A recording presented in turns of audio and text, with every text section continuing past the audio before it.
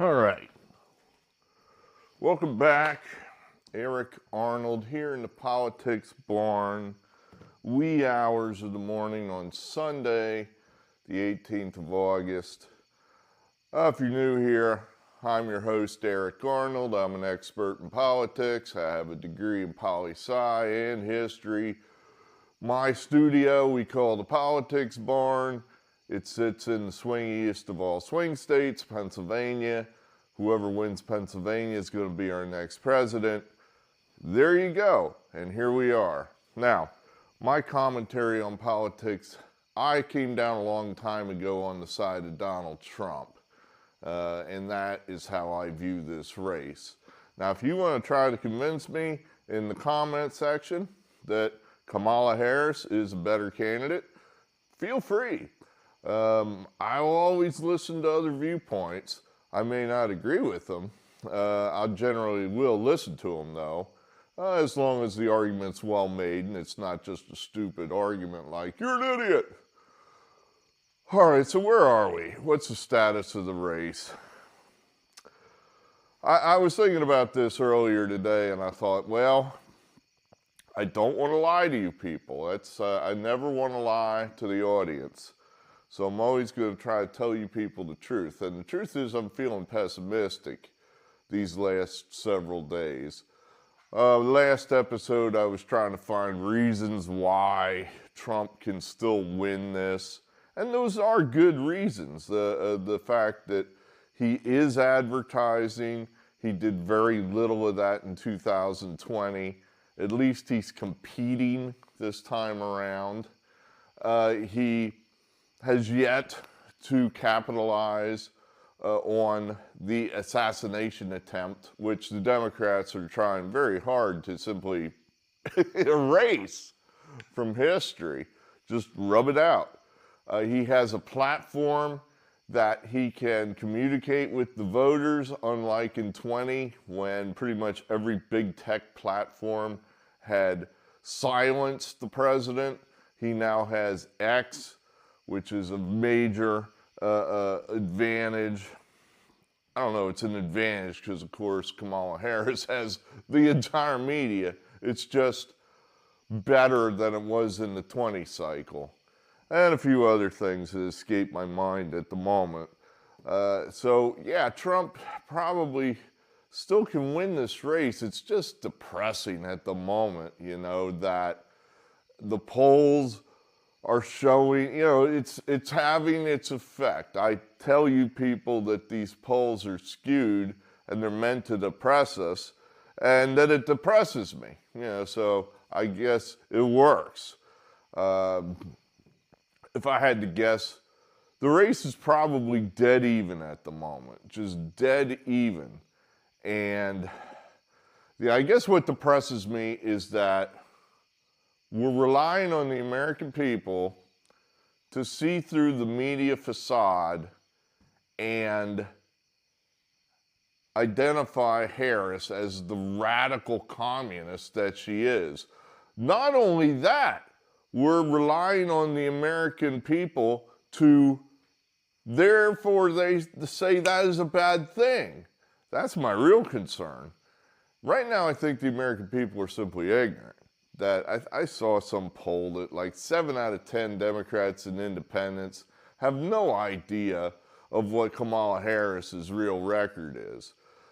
And they probably don't care. So a lot of Democrats simply don't care.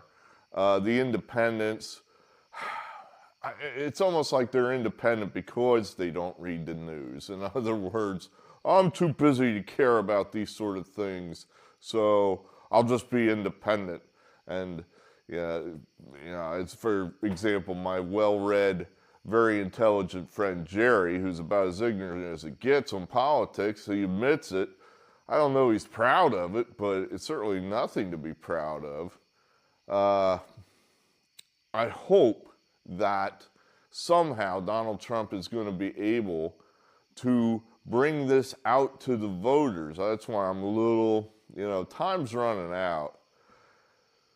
Now, Harris might help us. That's what happened here Friday, is she made an unforced error I expressed extreme frustration in our last episode at Harris's tactics.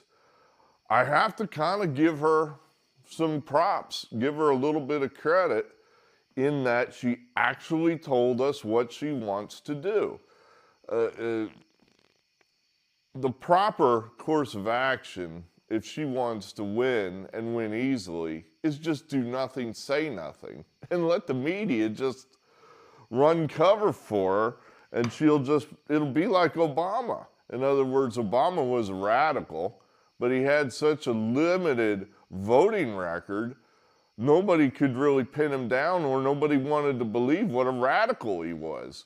So it was all hope and change, and a lot of Republicans voted for Obama, much to their, I would imagine, regret, because he was one of the most left-wing presidents we've ever had.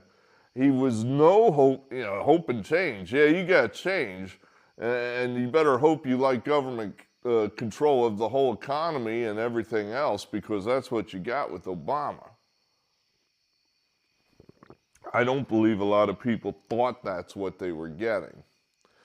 But he had no record, and the media covered for him, so it's impossible to get. And we had a terribly weak candidate running against him. John McCain was an awful candidate. So what did you expect? Here, you got a similar thing going here where I don't know Trump's that great of a candidate, but he's our candidate, and he is a capitalist. And there are some things going for him, like the guy's got guts. He may not speak as well as we'd like. He may not sell his positions as well as we'd like, but the guy fights. And hopefully that's enough. He's light years better. I mean, it's basically a 180 choice. In other words, you want communism or you want capitalism? They're not close. In fact, they're basically opposites of each other. So what do you want? Do you want the capitalist or do you want the communist? I know a lot of moderates and independents are unable to distinguish the race in that format, but that's what it is. And God help us, because these people cannot see through the noise and distill the race to the essence of what it is, which is exactly that. Communism with Harris, capitalism with Trump. So Harris, had she just kept her mouth shut and offered up no policy, the policy positions that she did offer up were lies, which again, as a cynical political science viewpoint, was a good thing for her, because she could just fool the American people. She's tough on the border. Haven't you seen the ads? She wants to close the border.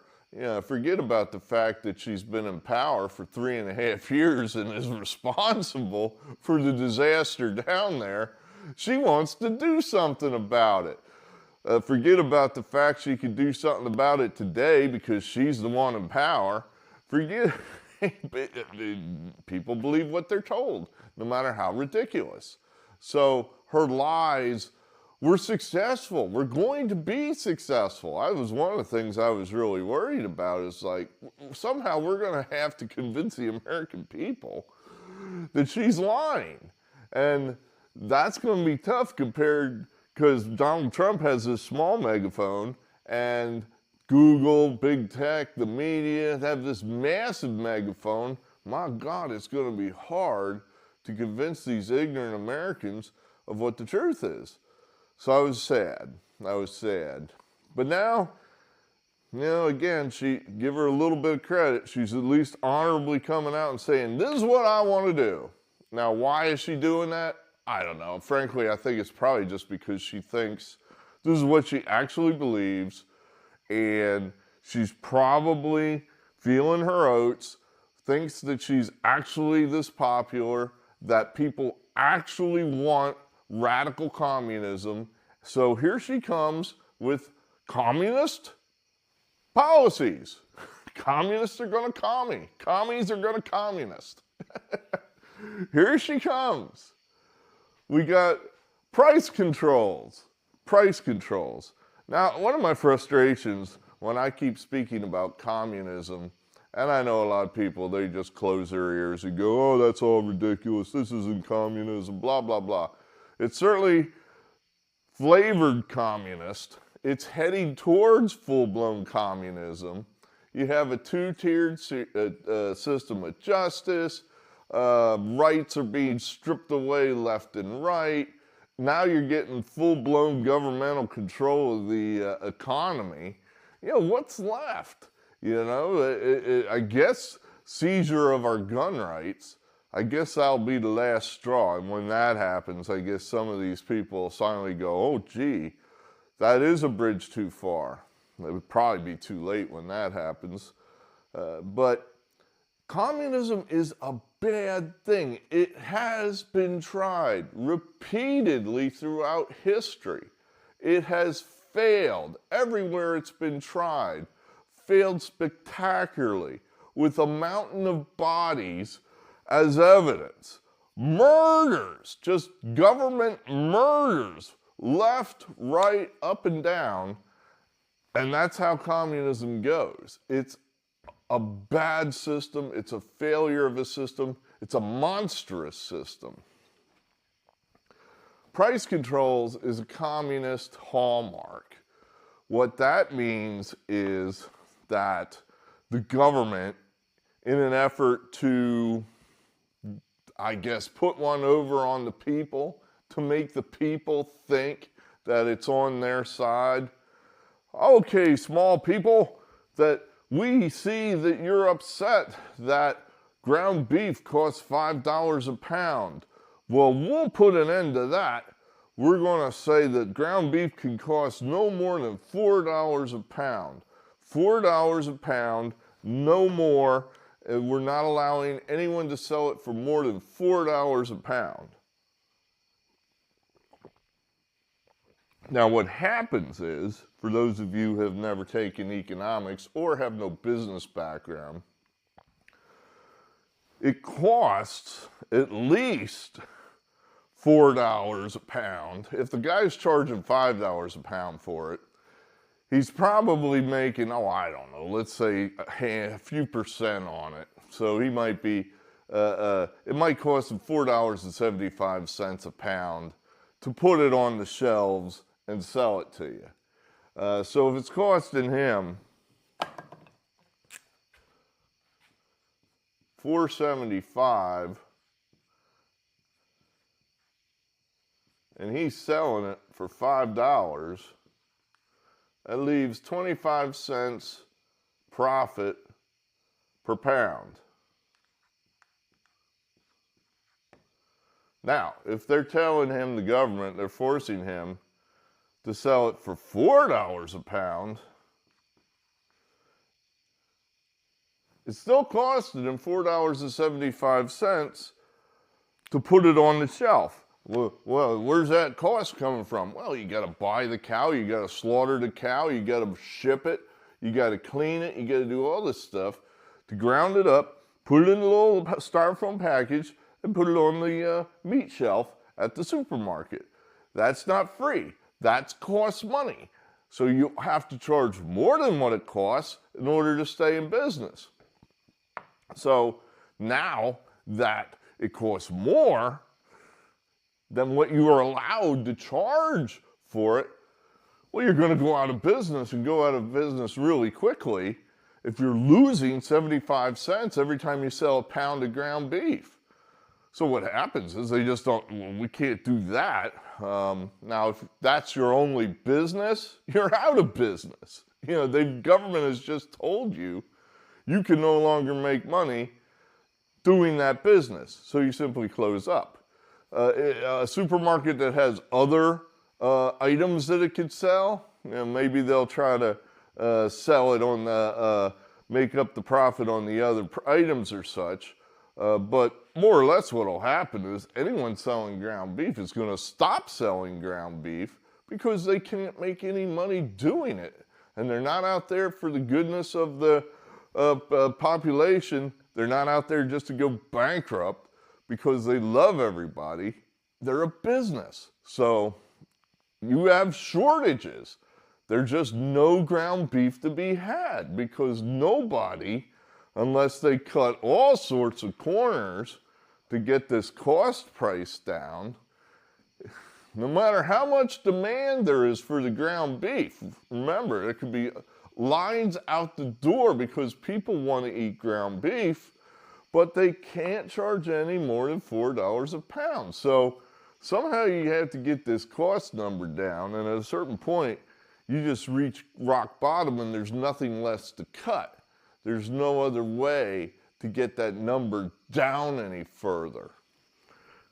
And then frankly, the more scarce ground beef becomes, the cost probably just goes up because there's less of it. Supply demand, if there's less supply, the cost goes up.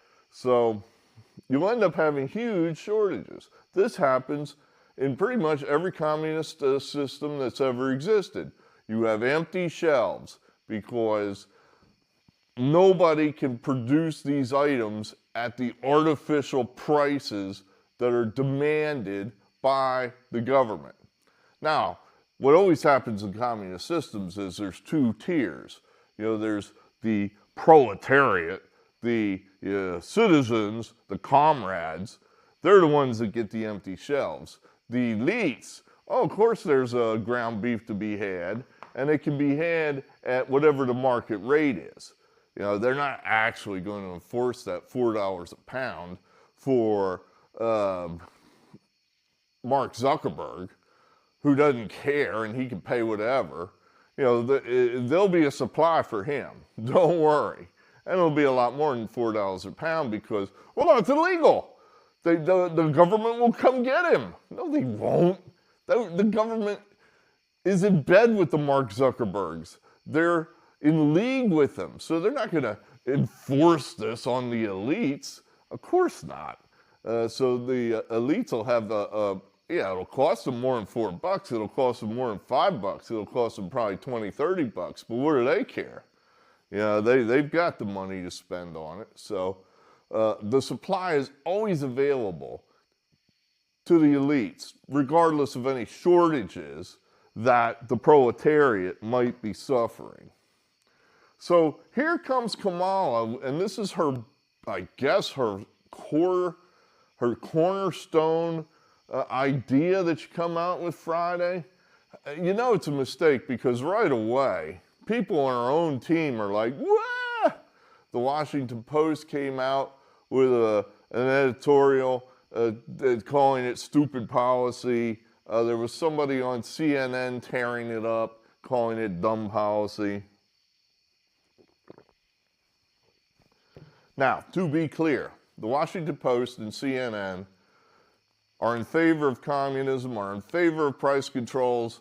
They want this sort of communist control. They want to destroy the country. Why are they coming out against it then? Because they know the people don't want this.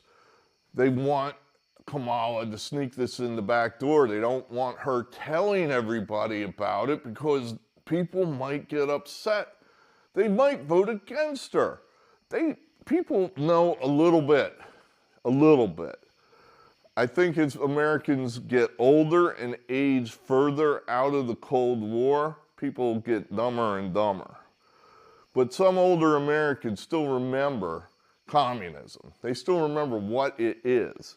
And this is it. This is it 100%. Oh yeah, Nixon, he did price controls and they were wrong then. And they didn't work either. What did you have in the 70s when Nixon was doing price controls? Huge gas lines. What does that mean? Shortages. You had shortages of gasoline. And you could lay that at the footstep of price controls and Richard Nixon. It was bad policy then. It's always bad policy. The only reason the Washington Post is upset is because they're afraid that Kamala is being too openly what she is, which is a communist radical. They want to hide it from the American people. And frankly, from a cynical poli-sci standpoint, that would be the smartest thing to do. That would give her the best chance to win. But like I said, I think it's very likely that she's sitting there, basically saying, I'm not a dummy. Why am I not out there just selling my ideas? The American people love me. They want to hear what I have to say. And my ideas are great. I suppose Elizabeth Warren, Bernie Sanders, they think their ideas are great too. They're not great. The people don't want these ideas. They're bad ideas. They've been tried. They always fail. But, people like Harris surround themselves with people that think like she does, so they're all telling her, yeah, communism is the way to go. Now they call it other stuff. They call it progressivism or progressive socialism, all that kind of stuff. They avoid the C word, but it is what it is.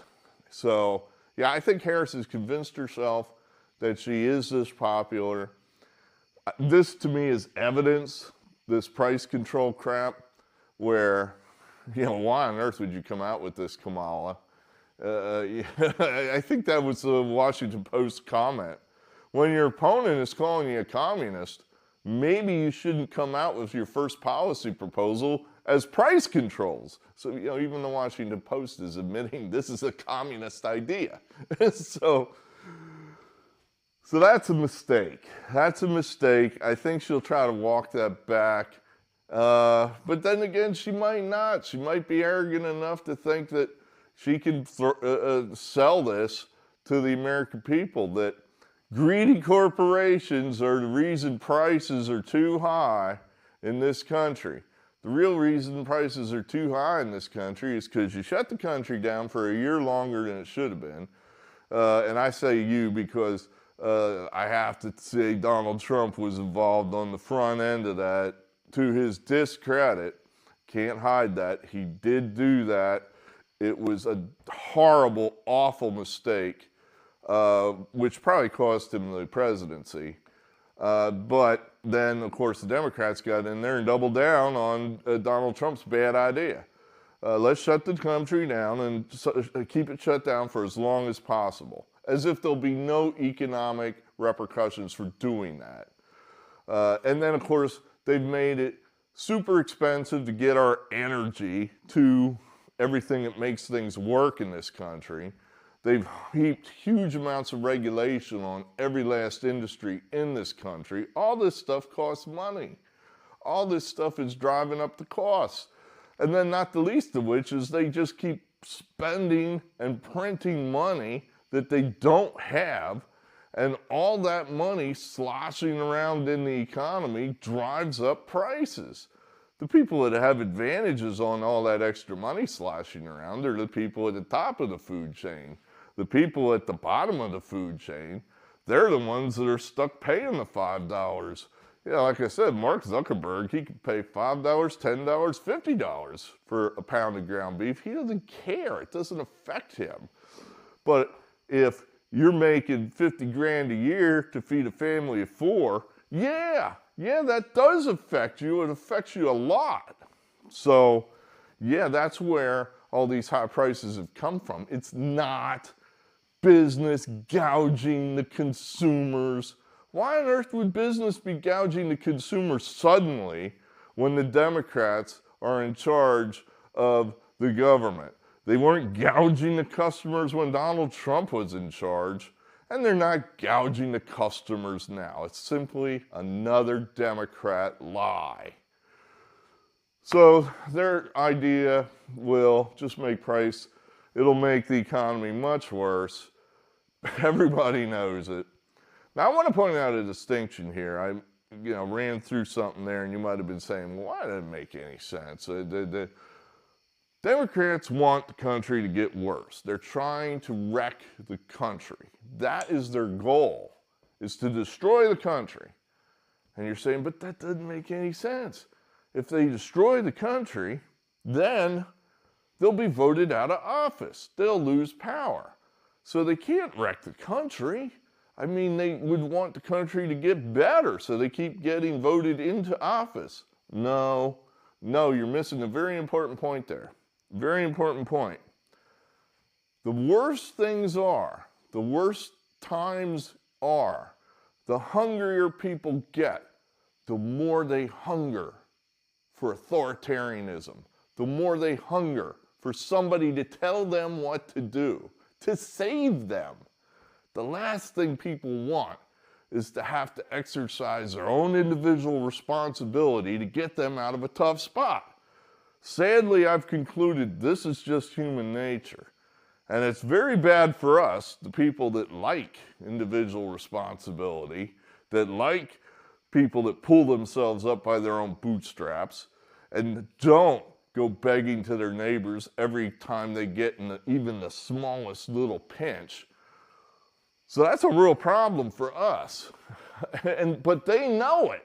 And that's why, look what happened in the 30s. Things got bad, and whatever control of the economy Roosevelt proposed, people just loved it. They just went, home, yeah, take over the whole economy, government, save us. None of that shit worked, despite what your modern day historians will tell you. All Roosevelt did was prolong the Great Depression by several years. Had he simply left it alone, the economy would have cured itself in relatively short order without all his ridiculous government intervention. But of course, that's not what he was there to do. He was there to try to gain power over the American people, not actually help them. The only thing that saved his ass was World War II. That's what ended the Great Depression. And I would argue that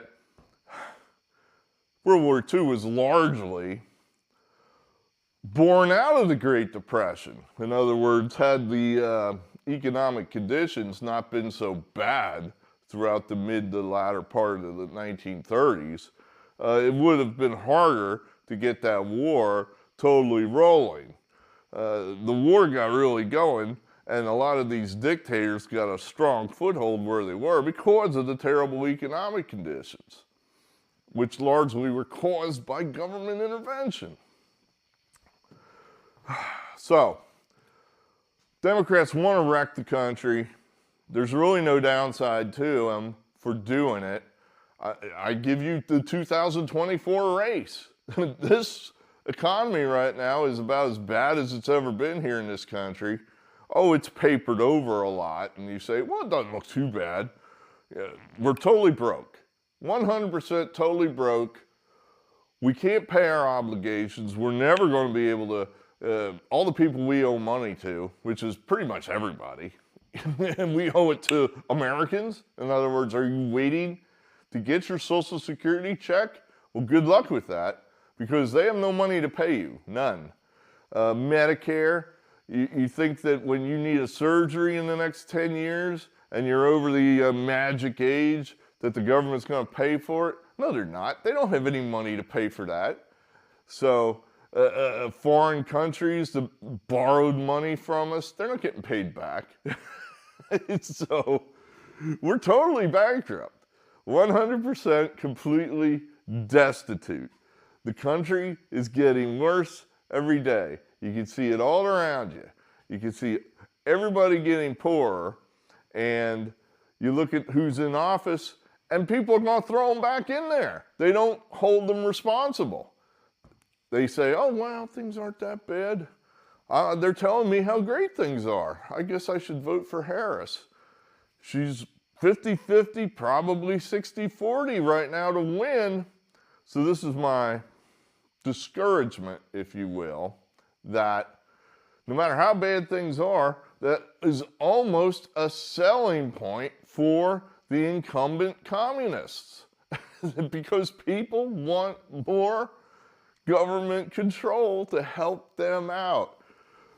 Here, item number 2. Oh my gosh, houses are so expensive. My God, I can't afford to buy a new house. Now, yeah, that's true. And houses are expensive. Now, there's all sorts of capitalist ideas that a young couple could advantage themselves of or take advantage of to get into a new house. Buy a smaller house than you want. Save money. Work another job and get some more income, etc., etc. Get a fixer-upper. Use, these type of, but no, these people want a McMansion for $500,000, which they can't afford, so woe is them. So here comes Kamala, and she's going to give them $25,000 of my money to buy their votes. She's going to say, here's 25 grand. I guess she's doing it through the tax code. Whatever, 10 to 25 grand is 25 grand. Now, of course, it's not going to work. All that's going to do is just, once that extra money is known to be available, well, the people selling their houses will just raise the price up to be like, well, I know you got an extra 25 grand in your pocket, so I want a piece of that. I'm not just going to leave my house at 500 knowing you got another 25K you can throw at me. We'll make it, how about 515? How about 515? So maybe that helps them a little bit. Now, they're in, instead of having, what would that be, 500 that the seller would have to pay. If it's 515, they would be, 490. They'd be net, I guess. So they'd save maybe 10 grand. But it's still not going to really work. Just because the free market is going to take advantage of this fake 25 grand giveaway. It's not really no different than that idiotic Cash for Clunkers program that Obama had so many years ago, where he was trying to force you to get into a clean, efficient new car. Well, all he did was dry up the supply of, quote, clunkers. Do you know what poor people can afford? Do you know what poor people drive? Clunkers. Clunkers, except we don't call them that. We call them basic transportation that we rely on to get to our jobs. Well, now there were no affordable clunkers anymore because he had dried up the supply of them. So when you used to be able to get your ass into a 1992 Ford Taurus for $4,000, now all of a sudden you're looking at $8,000. It's like, shit, I can't afford that. I used to be able to afford a 20-year-old car that I wouldn't drive it a lot because A, it's 20 years old, so it's not very reliable, so I can't really trust that it's going to hold together. And B, all I need it really for is just to get to my job and back. I don't have any money to spend to go lots of places. My job barely gets me by with what I have. But they're trying to take that away too by drying up the supply of the clunkers. Anytime the government gets involved with the economy, you have disaster. It just makes it worse. Everything they do makes things worse. The government can't do anything. Anything. Even the most basic governmental functions, like, say, protecting the president or protecting the former president, they can't do it. They can't close an umbrella. They fuck up a cup of coffee. They're incompetent. 120%, no ifs, ands, or buts about it. The government is 120% incompetent every day of the week. So anytime they're getting involved in anything economic, they're just making things worse. That's what they're doing. Rent controls, I don't think she actually came out with this one. This is a Biden brainstorm. Now, the Harris administration, I'm going to start calling them the Harris administration. I think I have justification for doing that. We know Joe Biden hasn't been running the country for the past three and a half, 4 years. Now, we've surmised that Jill Biden has been doing it, but we don't really know, and they've never told us. So it very well could be Kamala Harris, who has been running the country for the last 3.5, 4 years. The White House tells us that there's no daylight between the Biden proposals and the Harris proposals. So basically, I think that gives us carte blanche to just go ahead and say, Harris has been running the country for the past 3.5, 4 years. So her boss, Joe Biden, said about these rent controls, which is idiotic because all that does is the same thing as the price controls on the ground beef. You're going to have shortages of apartments if I have a building that I'm renting out for profit, and now all of a sudden I'm told this is the maximum that I can charge for rent. Well, I'm not going to buy any more buildings, so you're saying, well, that's good then. That'll drive the demand down, and you'll have cheaper houses that can be bought by poor people. I mean, I suppose what I will do is I could buy that same building that I can't rent and just turn it into, say, a condo where I can sell the unit. It's not rent now, and therefore it's not subject to these idiotic rent controls. I can just sell the units block by block by block for whatever the free market will bear. So rent controls never work. They never. I'm sure the only time rent controls work, I guess, is if you got into one and never leave. You know, if you get in and have the rent being artificially controlled by the government, I guess you make out until you die. But then if you leave, you're going to end up going to some other, you won't be able to find an apartment because, remember, these controls do away with supply. You have shortages, so you won't be able to find an apartment. And if you do somehow find one, the price will be through the roof. Again, supply and demand. The less supply, the higher costs go.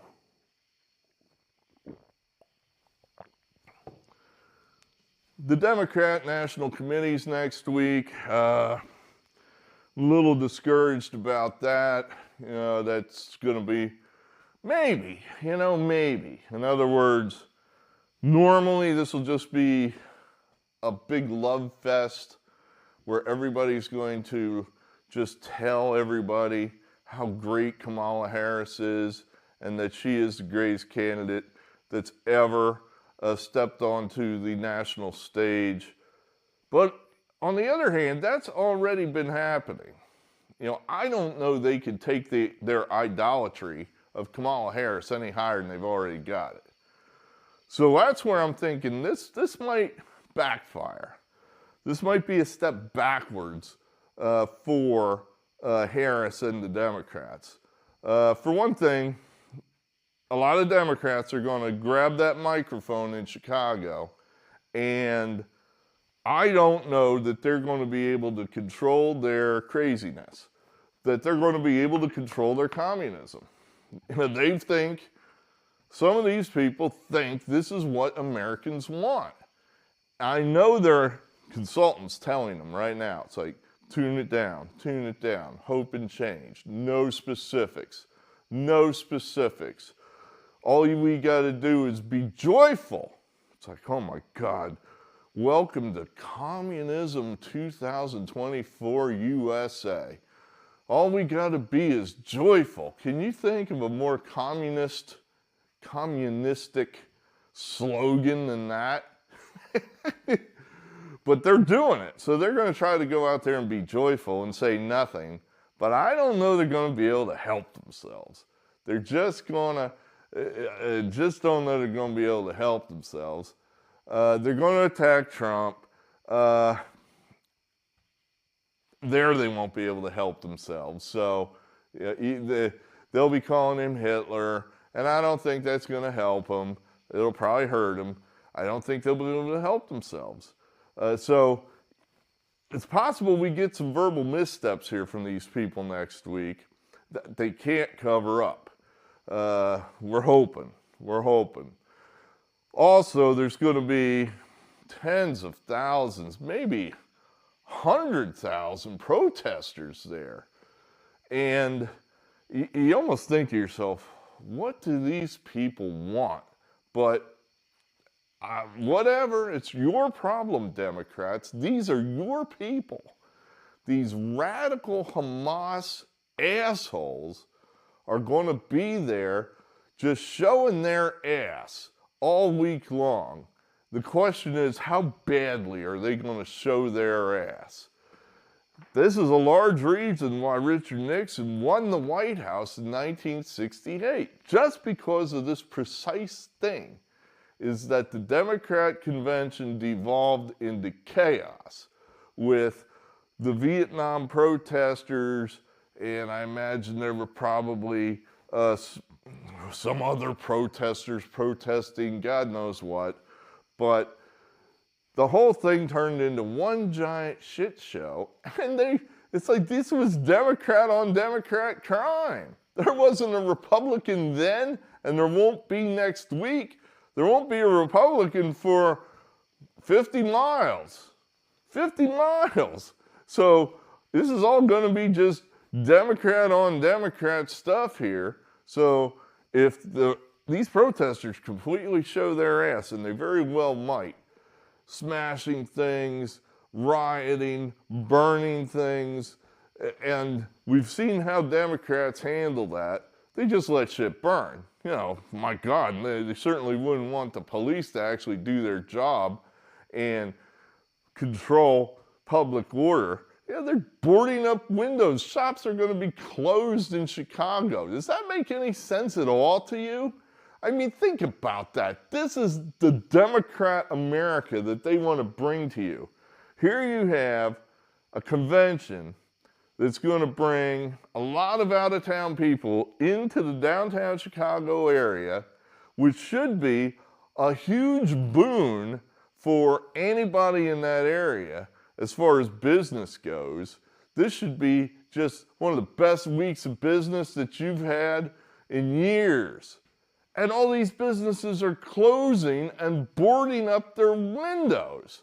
What is that? You know, is that the people that you want to put in charge? Well, they've been in charge, so yeah, I guess it is. You know, let's keep them in charge because things are going just so well. So we got to really hope that these Palestinian jagoffs just make a mess. That would help us if they did that. They might not be able to contain themselves. You know, these are just, for the most part, jerks, you know, radical jerks, and they just might not be able to help themselves. So we got to hope for that. That aside, you know, then we're on, you know, into the real race. You know, the conventions are over. Then Donald Trump really needs to start making some headway here with Harris. He needs to get, you know, you were waiting for these debates. One debate, I mean, you know, that might be all the shot he gets at her. So that's where I'm, again, a little discouraged, where it's like somehow we got to smoke her out and get her to talk, just talk. It's like we have to try to show these ignorant Americans who she really is.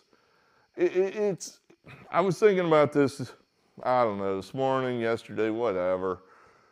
I think Americans right now, this could be the most ignorant Americans have ever been in the history of this country. We have all this information at our fingertips, and we ignore it. We ignore it, or we only take what is spoon-fed to us and think that that is sufficient. I could think of dozens of educated people that don't have a clue what's going on in this country. They don't read the news. They don't read a newspaper. They very rarely ever spend any time at all checking out what's going on in the country. It's just not important to them. You know, I think back to like the, 30s, 40s, 50s. People read the newspaper, you know? They would actually read the newspaper. People don't do that now. Maybe they go on Facebook and they get whatever, a hand-picked story by Mark Zuckerberg that he wants you to read. but they're not actually working to find the full story out. People used to have groups that they would meet in their lone towns. You know, where maybe at the fire company or the local bar or at the town hall or whatever. I think my grandfather was the president of something called the Patriotic Order Sons of America, something like that, POSA. I remember he used to be involved in that. So they would get together and I'm sure they would discuss the topics of the day. People never, ever talk politics face to face, ever. I guess largely because the issues are so wide and people are just unable to speak about these issues without just totally getting angry and ruining whatever relationships. You know, I'd like to think I could talk to anybody regarding politics at any moment. You know, obviously some things are across the line. You know, so if you're going to come up to me and say, well, you know, I'm really hoping that they take another shot at Donald Trump and this time they get him, well, then our conversation's over because you're simply evil. I can't convince you of wanting to vote for capitalism. You're evil. And you belong perfectly well in the communist corner. You don't believe in fair play. You don't believe in the rights of the minority. You don't believe in the rights of man. So, but yeah, a fair discussion, I think I could always have that with a Democrat and try to convince them of where they're wrong. Who knows, maybe they could convince me of where I'm wrong on some issues. But we never have these conversations. We're terrified of doing it. We're terrified of, most people are like, I hate politics. Well, guess what? The whole world is politics. It's everywhere. It's everywhere. It's everywhere. Politics is essentially convincing somebody else to do what you want them to do, and even more than that, convincing them that it was their idea in the first place. You know, that's politics. I hate politics. People are always selling you something. That's politics. Selling stuff, that's politics. So, you know, it's our job to sell our ideas better than the mass media and the Democrat machine sells their ideas. It's a lot harder because, you know, they have the power of the megaphone, and I'm here in the barn talking to 30 people. So it's much more difficult for us, but we keep trying. But yeah, we never talk face to face. We never talk face to face. I mean, people, for one thing, I don't think a lot of people are prepared to defend their positions. That's one of the reasons why they don't want to talk. You know, because if somebody gives them facts, that just scares them, and now they're losing, and now they're getting upset and embarrassed, so they just don't want to talk about it. They just walk out.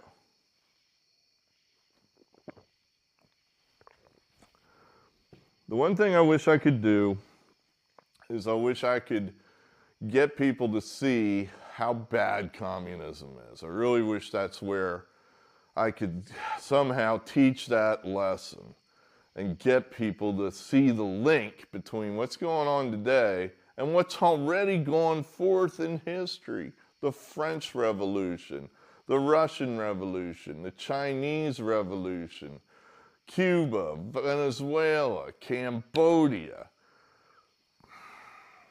I think I'm running out of time, so we'll call it a day for this episode. I'm Eric Arnold. I believe in free speech. We'll talk again.